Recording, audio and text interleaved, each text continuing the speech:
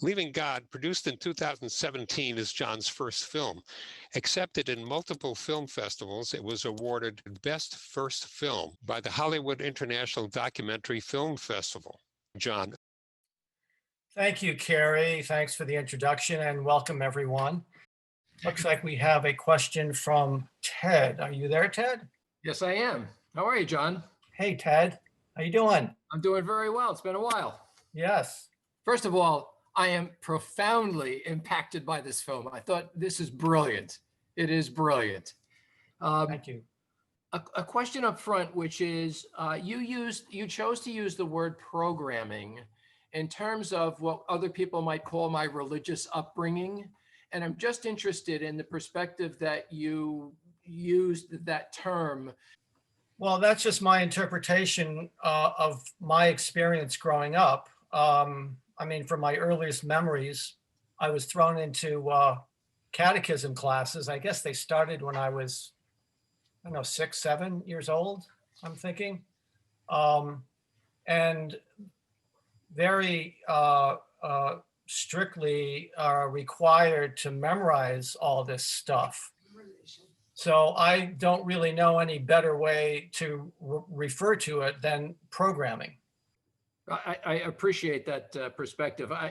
Perhaps one other thing that has struck me is, in effect, there is this discussion about tribalism and the notion of where the parallels to our experience at this current moment about what people worship.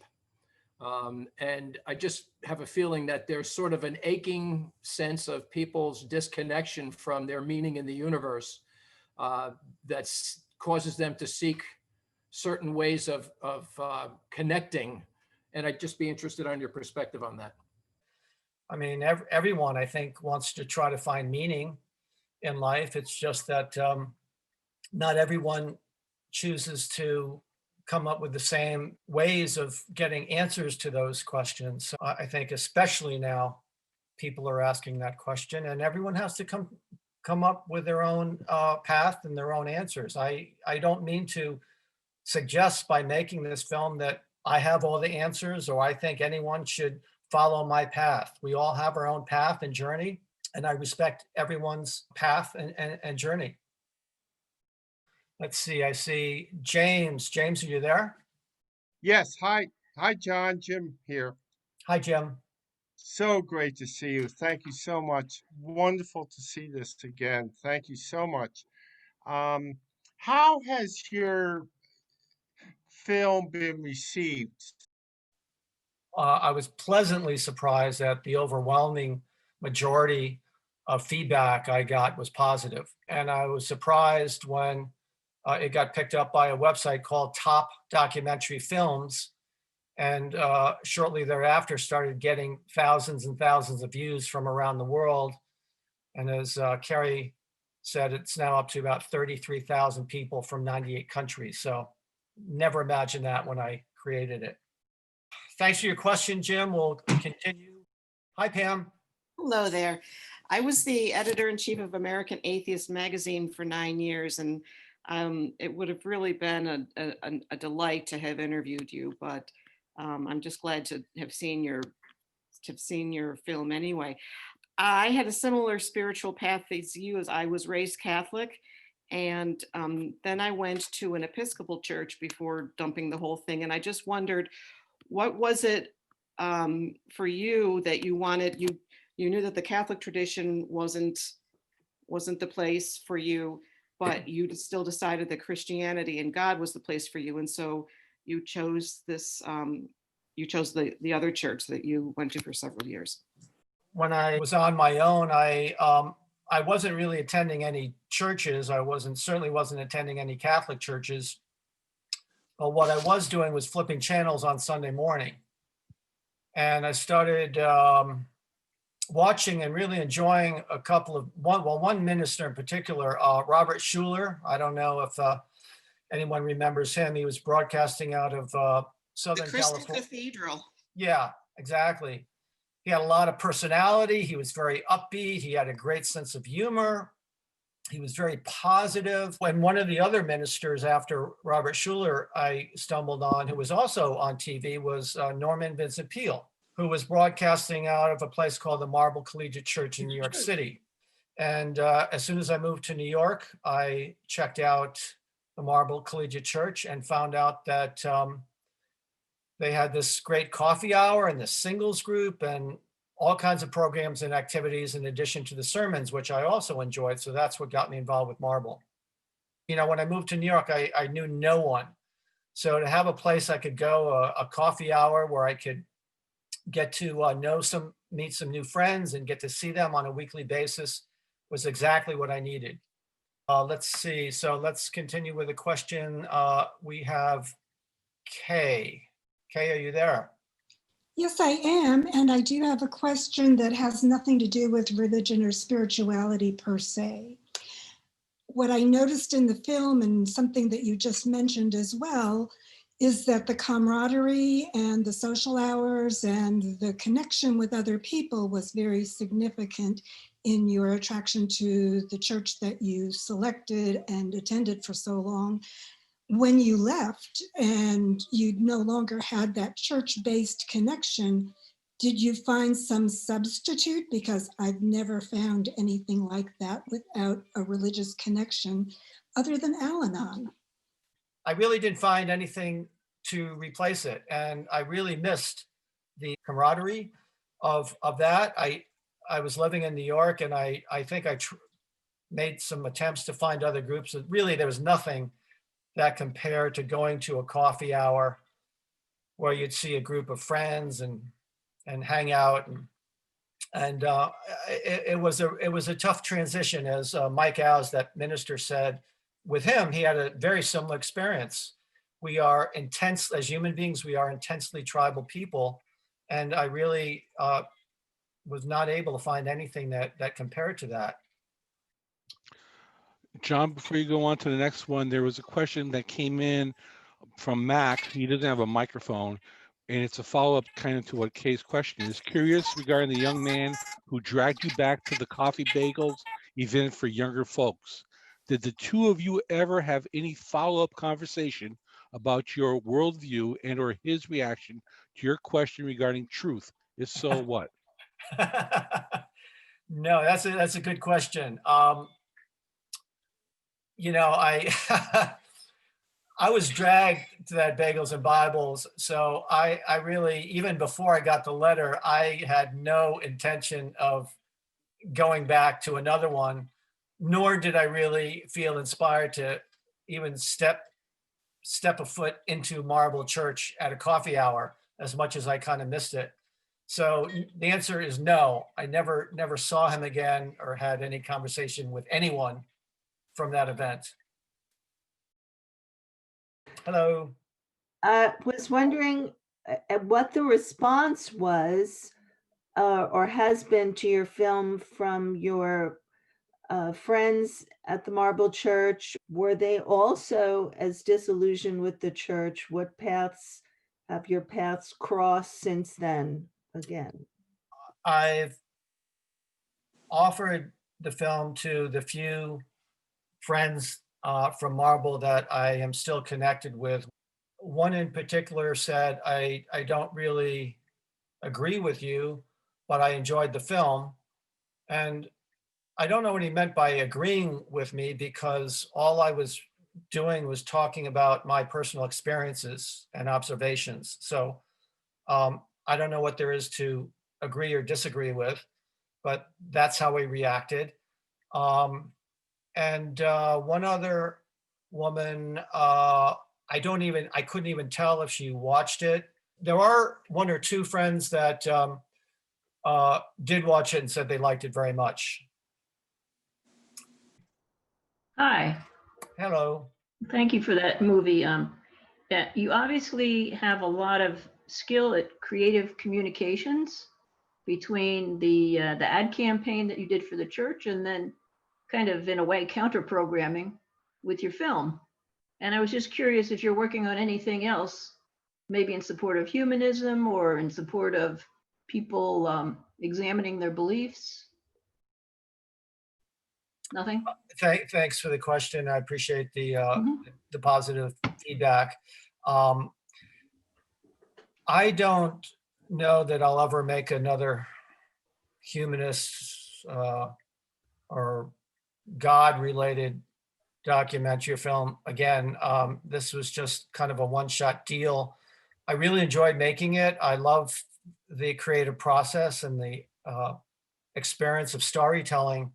I have changed my creative filmmaking focus to something a little bit more lighthearted, a series called True Stories in Advertising, about my wild and crazy experiences in the advertising business over the course of about 25 years.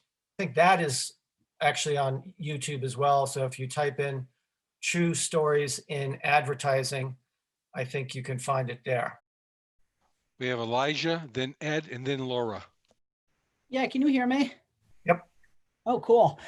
How would, say, you engage with someone who would say, oh, it's like the secularists, like they can't feel the kind of joy that a Christian feels or some religious person feels because, oh, it's just emotion and there's like there's nothing bigger behind that. It's just like something lesser than. How would you approach that? And I'd say they're wrong. Ed, where are you calling Yeah. from, Ed? Where are you calling from, Ed? I'm in East Longmeadow, Massachusetts. So the question is did you ever consider Unitarian Universalism as a religion? Checked it out a couple of times. Met some very nice people. Wasn't really motivated to continuing to go there. But I kind of like the vibe and the message behind Unitarian Church. And so who's next, Paul? Laura's next, and then it'll be Stefan and then Joan. Okay. Hey, Laura. Hi, John. So I'm curious as to why Marble Collegiate wouldn't have created a separate group for the over 40s people rather than just kicking that age group out completely. I found that kind of interesting. And also, I have a second question, which is, do you consider yourself a spiritual, if not religious person? Because I always find it kind of interesting that some of us who consider, who are atheists, I guess you haven't identified yourself as being atheist specifically, still would identify themselves as being spiritual. And I never quite understand what that means for them. But anyway. The answer to your first question is they did have another group for people 40 and above. And when I remember when I was about 38 or 39, I did dip a toe in that group and realized that the average age in the group was about 64. So very nice people. Didn't feel real motivated at 38 or 39 or 40 to start getting involved in that group, especially considering the fact that I had a 15-year history with the singles group. Wasn't real motivated to jump ship yet. And what's funny is a number of my friends who are about the same age said, oh, don't worry about it. If you're over 40, no one checks your ID before you come to events. And I said, yeah, well, give it a couple more years and maybe they will. But it was it was just a very strange vibe knowing that some people got the tap on the shoulder who were over 40s were people like me. I was attending the singles group well into my 40s. And maybe because I was doing the church ad campaign, no one had the balls to tell me to leave. What I call myself, I don't like labels.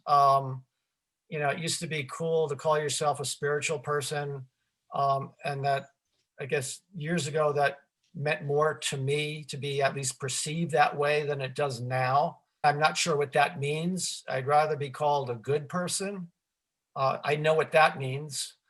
So that's what I focus on. I hope that answers your question. Yeah, we have Stefan and then Joan, then David. Hi, Stefan. Hi, thank you for such a thoughtful and honest film. It was really interesting to watch. It seems like you studied extensively in and out of the church. I was wondering, what do you think about the Jesus of the Bible? Do you think he existed or not? Maybe, probably. I don't know. I mean, a lot of people seem to think he did, and I don't know how accurate the records are from back then, but I think there's a very good chance he did. Who's next, Paul? Joan. Joan. Yes, can you hear me? Yes, where are you calling from, Joan? I'm calling from Tennessee. Hi. Hi. I'm wondering if you have ever explored deep connections with the natural world. I have discovered that I, like everybody, need connections, but I've developed connections with the forest, with trees and other natural things, so that this overarching religion and human related things aren't really an issue for me when I am in the woods, basically. I've hiked the Appalachian Trail and the Pacific Crest Trail, and I connect deeply with the natural world. So where are you there with the natural world? I can definitely identify with that. In the film, you noticed I referenced my walks in the woods and the rock that I sit on, and I find great peace of mind and solace being in nature. I've been less interested in trying to find a traditional church, and that for me has been replaced by other things, certainly including, as you just mentioned, being out in nature. So thank you for bringing that up. Who's next? Sam, are you there? Hey, John. Hello from Eugene, Oregon. Can you hear me okay? Wow, I think you get the award for furthest away from Connecticut. Hey, great, great. I just wanted to say thank you so much for putting this film out. I was really impressed by it, especially I think one of the greatest things about documentaries like this, it sort of asks one to reflect about situations such as 9/11. When you, in the film, when you said, you know, everyone probably knows where they are when they receive the news of the Twin Towers. And I thought about that while I was watching the film, and then looking back, John, I was thinking to myself, man, how immediately I went to prayer, almost like I detached myself from this like shared experience with the world and with the country. And then looking back at that now, I wish I didn't go too quickly to prayer and went directly to how I can help other people or friends and family. Oh, so I just wanted to say that that's how important this documentary is, and also for the that moment when you walked into the room when your friend or when that guy said, "Yeah, this is an event, and there's going to be people there that have been impacted by." That your ad media, I could just was thinking to myself, wow, I was wondering how you were feeling when you walked into that room. So that's one question that I have, and the other one is for someone who is interested in creating a project like this. For me, it's in book form, it's in text form. What advice can you give me as to sort of not lose the focus because of guilt? I grew up Catholic as well, so when I'm working on a project like this, I'm currently working on a project like this, guilt comes in, and I think it's just a byproduct of religion. So just advice from that too as well, John. Thank you. Okay, well, first question was, how did I feel when I walked into the room? I wasn't introduced as the guy behind the ad campaign, even though my friend, who was very young and enthusiastic, and really wanting me to go there, had some vision of me being introduced as the ad guy. I don't know. I just, like everyone, I went in there and grabbed a bagel and took my seat. So your next question was, what advice would I give to you as a who grew up Catholic and is now working on some written piece that addresses some similar themes to my film, and the guilt that you have with it? Well, maybe you're not ready to do it then. You know, I would, I had no such feelings when I made my film. So I was, I guess, much further as an ex-Catholic, much further beyond where you seem to be if you're still experiencing a lot of guilt. You just have to go with your feeling, you know, if the feeling to write is there, you're right. If it's not there or it doesn't feel exactly right, then maybe you're not ready. That's what I would say. Who's next, Paul? Kenita. Hi. Kenita, where are you from? Bay Area, California, Silicon Valley. Welcome. Thank you. Now, I have an aunt who keeps believing, she's not active, she doesn't go to church, but she feels like she has to keep believing in God because she can't bear to think that she won't see my grandmother and all my other relatives when she dies. And that seems like a sort of weak sauce as far as belief. But I don't know, she's over 70, she's not politically active. Is there any harm in letting her continue with this delusion, or should I actually try to see if I can get her to see what's true? I am not a psychologist or a therapist or any kind of expert in that area. So as much as I hear your angst, and I appreciate, you're trying to address it. That's something only you can try to figure out. I'm sorry, it's not something I could really address or feel comfortable addressing. I hope you don't mind. Do you have any questions? I don't know if you're still there. If you are, do you have any questions about the film? If you're not there, Paul will go to the next. Okay, so before we go, we're going to go to Sam, but before we do that, I just want to ask one question that came in through the Q&A. This is from Kitty, who had the microphone problem. Okay.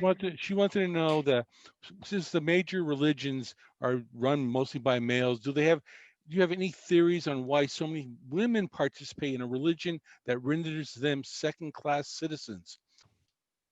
Ask women. Ask women who you think are in that position and see what they say. That's what I would suggest. I can't answer that question. I have no idea. It's a good question, actually. It's a very good question. Thank you for bringing that up. I just, why would women do that? I guess that's the way they were raised. I think that's what I would assume. They were raised in that religion. They feel that that's the way it is. And, they feel obligated to continue to participate. That would be my guess, but ask them would be my answer. Who's next, Paul? We have Andrew, and then we have Larry. Andrew, where are you from? I'm from Norwalk, John. Good to see you, man. Love the T-shirt. You do bear You're more probably the only one that knows what this T-shirt means, Andrew. If you put like a separated at birth sort of side-by-side picture of John Follis and Pete Townshend, with the except your guitar's in one piece. Pete's would be smooth by now. But Pete wrote an opera, a rock opera called Tommy, about leaving religion, leaving the church, leaving the temple. Messiah's pointed to the door. You've been told many times before, but nobody had the guts to leave the temple. Wow. I never really realized that, but now that you kind of reference the lyrics, that's really interesting. But anyway, I'm not going to ask you, you already said you're not going to be doing any more sort of rock operas or documentaries in this area. I was just thinking, like I was thinking about Tommy, and thinking about the film, and, you were leaving the temple, you were leaving the religion, but there's a lot of people that don't leave the religion, and I think that includes Jesus Christ himself. If you think back, to the temple and the scourge, when he was there, and they were all engaged in these corrupt activities and so on. And he was the biggest anti-church radical revolutionary, was he not? According to what I was taught in Catholic school. By the way, I'm Catholic too. And that was one of the most appealing things, about Jesus, was his rebellion against the church, the Pharisees, all of that stuff, right? We all know the story. Yeah. And so my question to you then is, what about those people who, in that spirit, remain within the church, who maintain their belief in God? By the way, I don't believe in God, but I don't think that's really the point. The point is, they want to,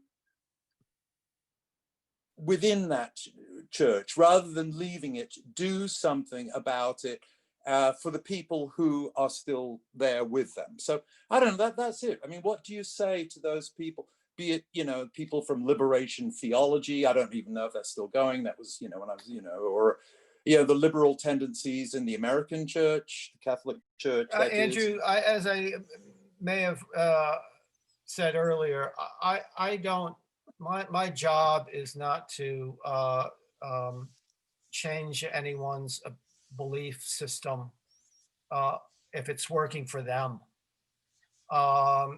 I don't, as long as they don't screw around with my life, I don't really care what people do. When it gets into government and lawmaking, that's a different story. But if someone is just doing their own thing and they believe in evangelicalism or Satanism, and that makes them happy, and they're not messing up other people's lives, that's fine with me. I don't really care.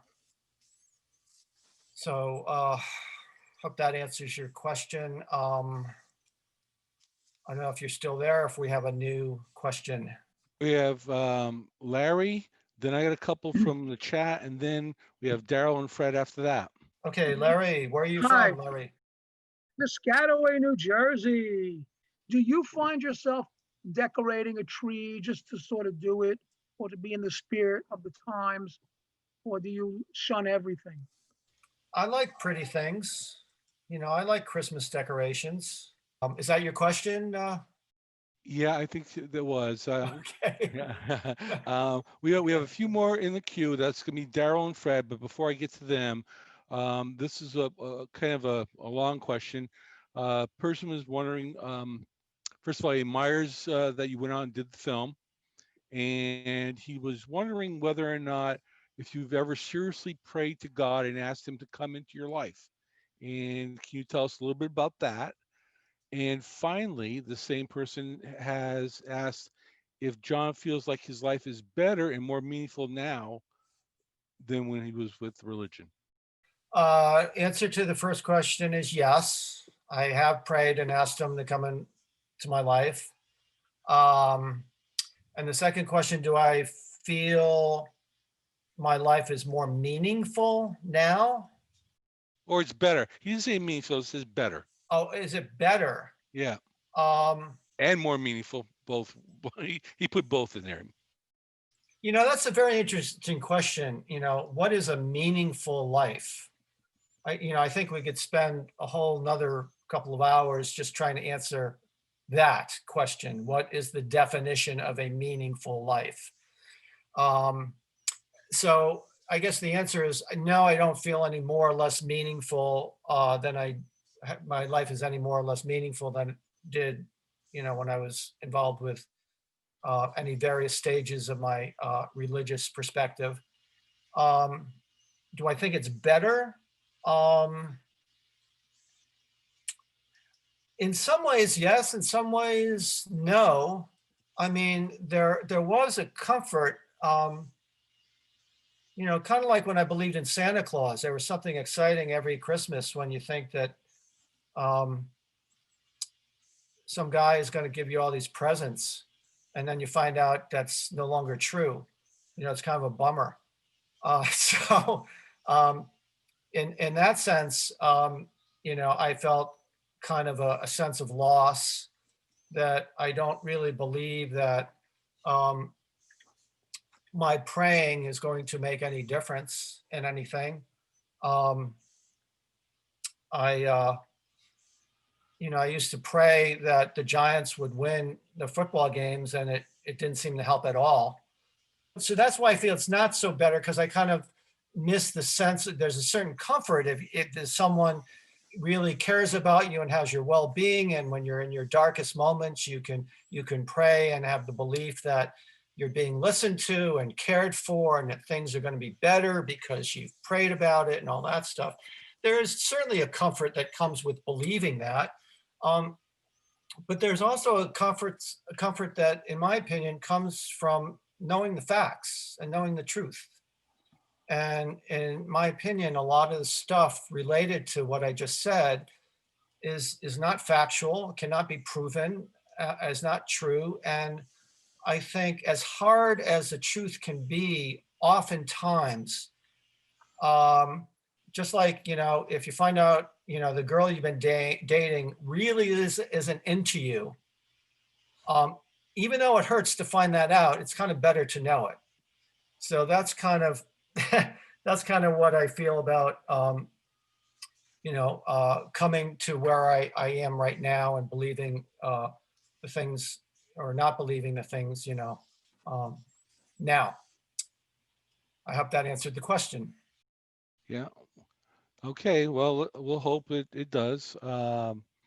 We have Daryl, and then Fred is the last person we have in the queue, John. Okay, Daryl Ray, how are you, sir? I'm doing great. John, I just thought I'd call in and say hi and let everybody know we at Recovering from Religion love that movie, and we pump it out as often as we can to our chat line. Appreciate that. And the second thing is that John has actually helped us by doing a little pro bono consulting and giving us some good advice. So anyway, thank you. And my last point is, John, prayer does work. We have proof right here in Kansas City where I live. Kansas City Chiefs won the Super Bowl. Anyway, thank you for all you do. We appreciate it. Thank you, Dale. Appreciate the comments. Thank you. So then you have Fred for our, we have Fred, and then it looks like Eileen has one last question. So I very much resonated with and enjoyed your movie, and it's interesting that your advertising campaign probably, who knows, probably increased the size of your congregation tenfold, and then they threw you out of heaven. And that felt to me very ironic and sad, and that now you have no malice. And when you walked into the donuts and coffee, or the bagels and coffee thing, and you asked, is that true? That is something Jesus would have done, or Jesus is documented as having done, to the Pharisees. I find these parallels very compelling. And my question is your sense of community being fulfilled now through the humanist groups? This is very fulfilling right now, and this is in association with the HFFC group. Marble Church was a very unique experience. It was a different time. It was a different place. I was single for the most part in my 20s. You'd see the same friends and people there week after week. It was easy to get to. It was about a 5-minute bike ride from where I lived. And so that's hard to replicate now with anything, quite honestly. So I guess the answer is really no. You know, I haven't really done anything that kind of replicates that tribe the way I experienced it back then with Marble Church. I know we have a couple more questions here I want to get to before it gets too late. So thank you for the question. And who do we have next, Paul? The last one is from Eileen. Okay. Hi, can you hear me all right? Yes, Eileen, where Okay. are you calling from? East Hartford, Connecticut. Welcome. And I was born in 1950, so I can really relate to all the stuff that you said, and I was a Catholic. How long did it take you to make this film? You want to guess? I'll say 5 years. 3 months. Woo! Holy crow. Wow. 3 months. Wow, you did great. Holy. But I have to tell you, once I started, I was obsessed. I was working all day and night on it. But I wanted to ask you, did you find love? Yes. Not really related to the film, but happy to answer that question. Yes, I've been seeing a woman for about 11 years. Oh, that's excellent. I became like a non-believer because my son was a non-believer. He was interested in physics, and he didn't believe, and eventually I don't believe. But I never told my father. My mother was already dead. I never told my father, and I was just curious. Have you ever mentioned this to your parents? Are they still alive? Do they know that? No. No, I'm 66. Although my sisters, I have 2 sisters. I think they're very intrigued by my film. They don't have the same perspective I do. My oldest sister's pretty hardcore Catholic. Like I say, I'm not trying to change her mind. I don't want to get into an uncomfortable discussion with her.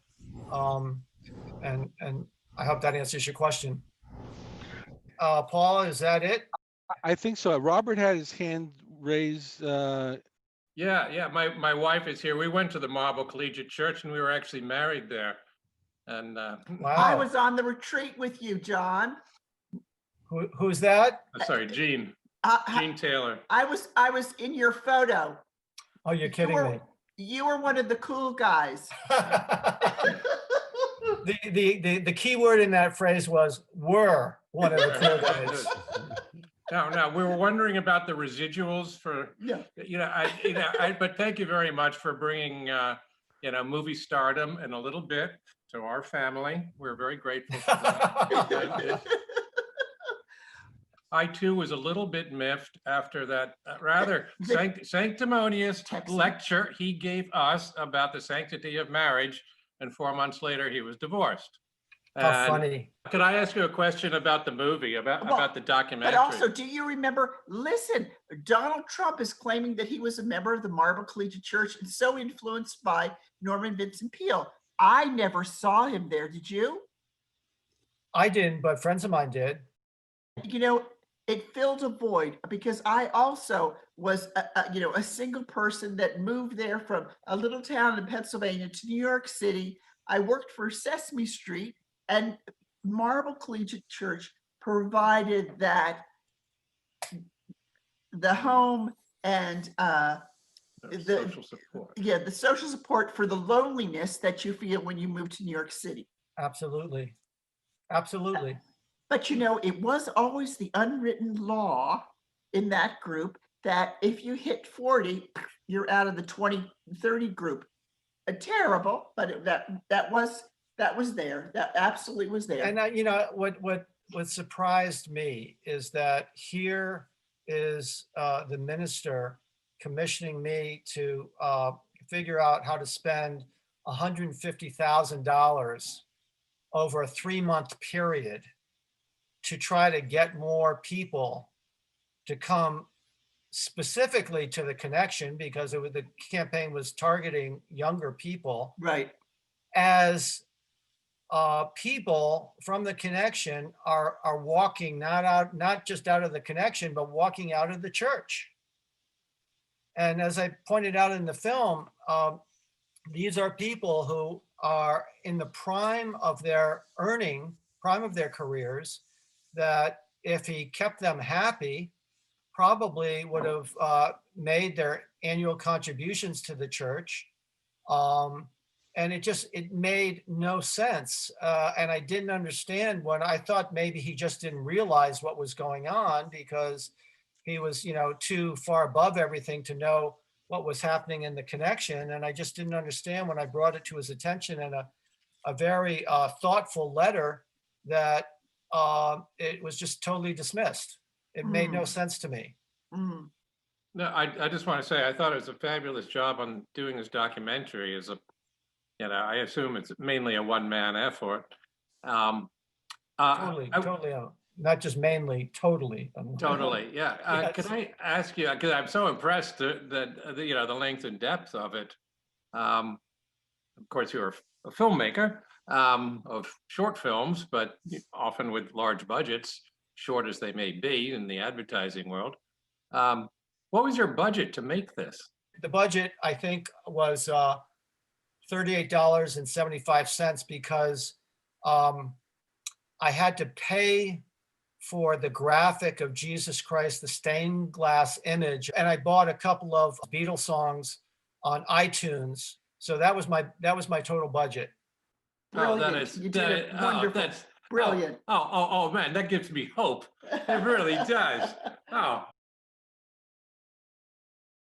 Again, thanks for the feedback. I don't know if you're still on the feed, but appreciate the comments. Paul? We're all done. Great job, John. So I want to thank all those who helped publicize the event, and especially thank you to John Follis for your excellent presentation and discussion.